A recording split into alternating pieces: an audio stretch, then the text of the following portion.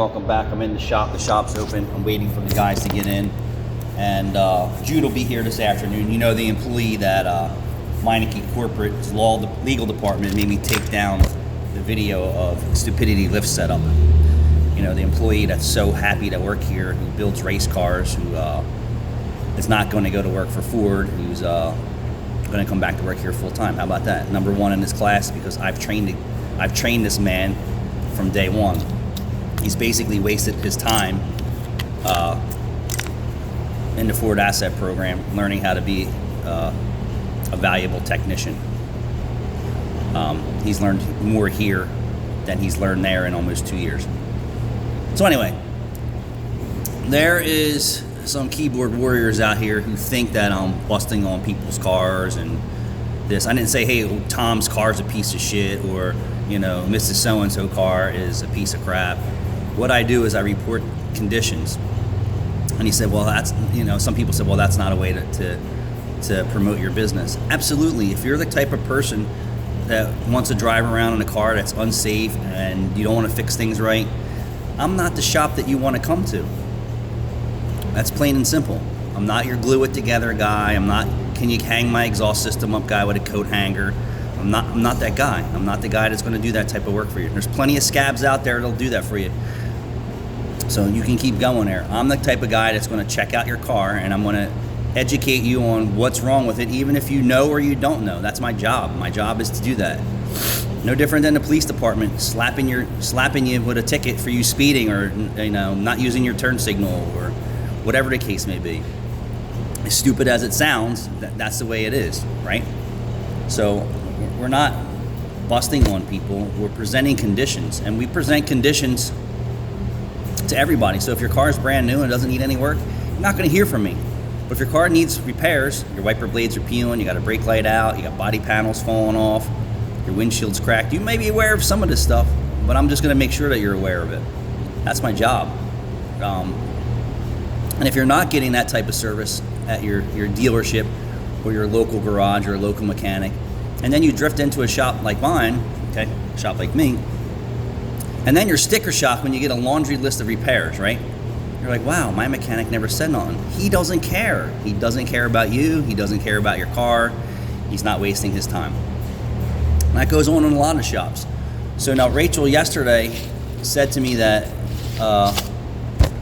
you know, and we've noticed a shift in what we're seeing in our base. You know, typically in the past, when the customers come here, we would give them the needed repairs for their car, and they would fix the majority of them, you know. And like I said, we don't really focus on maintenance. We're talking about legit unsafe repairs. Brakes are grinding, front end parts that are falling out, tires that have steel belts coming out of them, suspension issues, you know, engine lights, things like that. And some of these people are aware of it, and some people just need to be maybe reiterated or told again that, hey, your car is in desperate need. Like yesterday we had an older woman in here, steel tire on the wheel with shank style lug nuts holding it on. That's unsafe. You know, it required conjugal or acorn style nuts to hold her wheel on. That wasn't right. Rear struts were blown out to the point where it's bouncing off the ground. The windows taped up. I'm sure she was aware of that.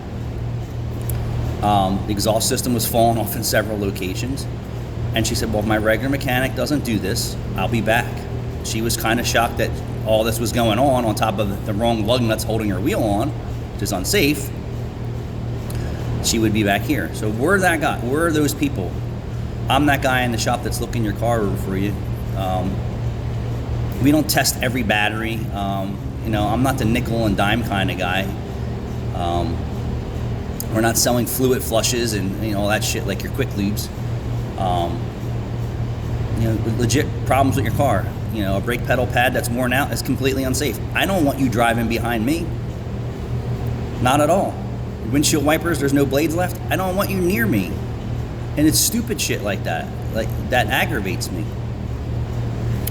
But our job's to report. We're reporters, and you have to be a good reporter. And some people don't like that. Then you're in the wrong shop. You would think if you're bringing your car in the shop and there was problems, even if you're not predisposed to spend that money for those repairs, be it little or a lot, at least we're doing our job and we're reporting to you conditions. So anyone out there saying, oh, that's how you promote your business and busting on people's cars and saying shit like that? No, not at all. You know how many people come in here and don't know their frame's rotted out? Have no clue. Control arms rusted out? No clue. They think the motor's ticking and the exhaust manifolds are falling off the car? No clue. They're not even my normal customers. They're customers of other shops. Brake lines that are ready to blow out? Every day goes on here. Parking brake systems that are seized, even though you don't use it. Parts of their car missing. Fuel leaking out. I mean, the list goes on. Some people have absolutely zero clue of what a good condition vehicle should be because they've driven cars that were in bad shape their entire lives and has never been in a new car. And that's the truth. And if you don't know what your car should feel like, go to the dealership. They don't charge you anything to test drive a brand new car. Even though you can't afford it, don't be afraid of that. At least you will know for yourself what your car should feel and sound like. And that's the truth. Get in the car and drive it. It shouldn't rattle. It shouldn't shake. It shouldn't vibrate. That's how it goes. You know. And there's some cars out there that have a little bit of those going on, but are in pretty good shape.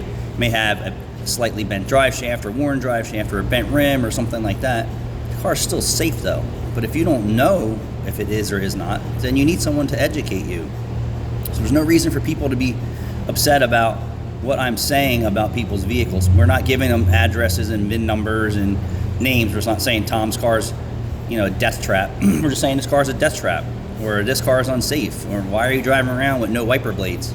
I mean, wiper blades you could probably find for $10 a set nowadays.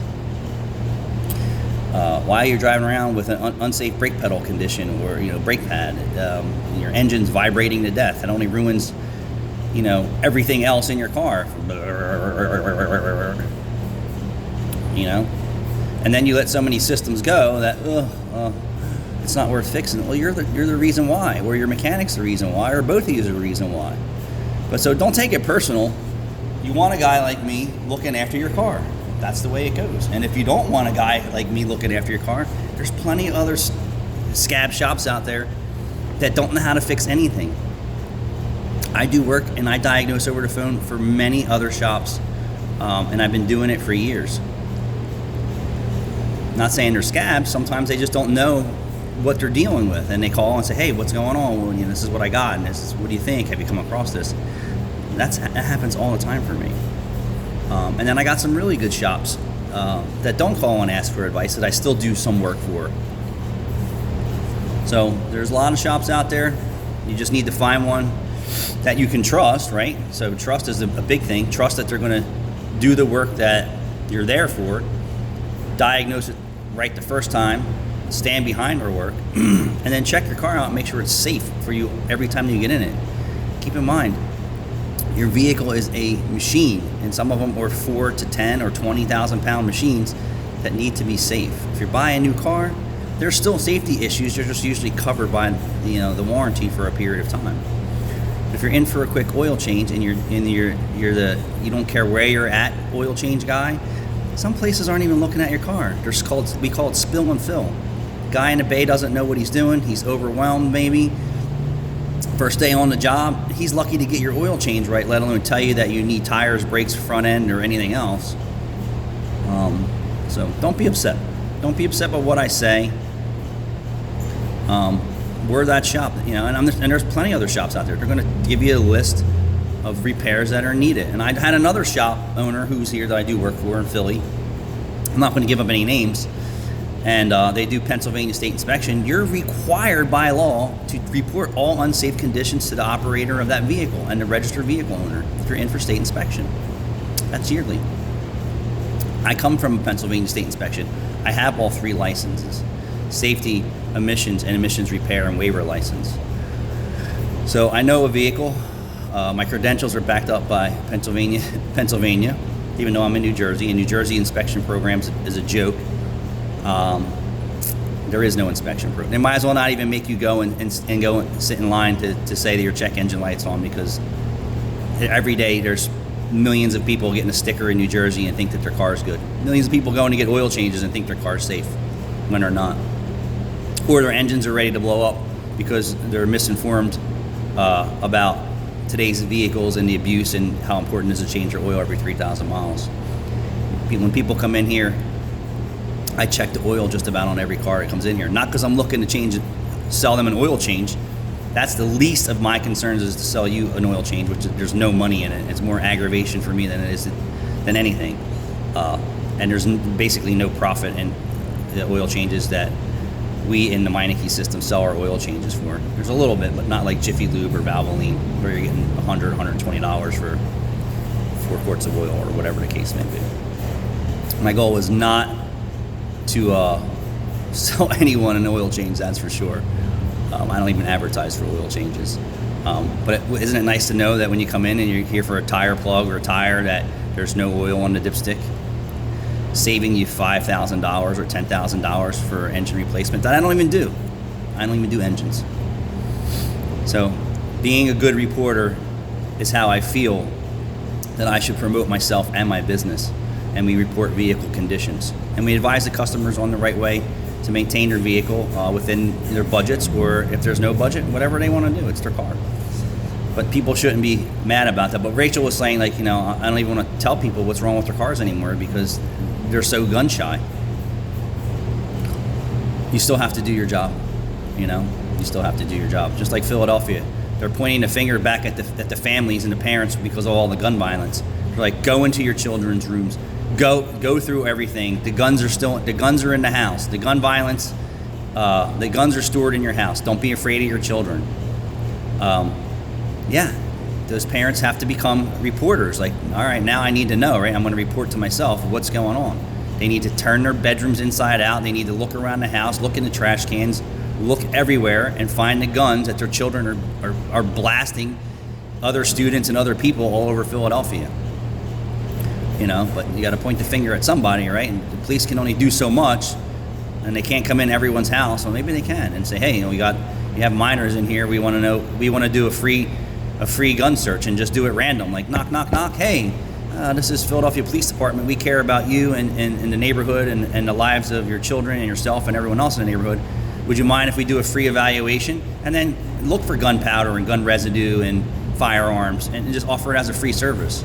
But they're doing their job. That's the point. Do your job. Thanks for watching.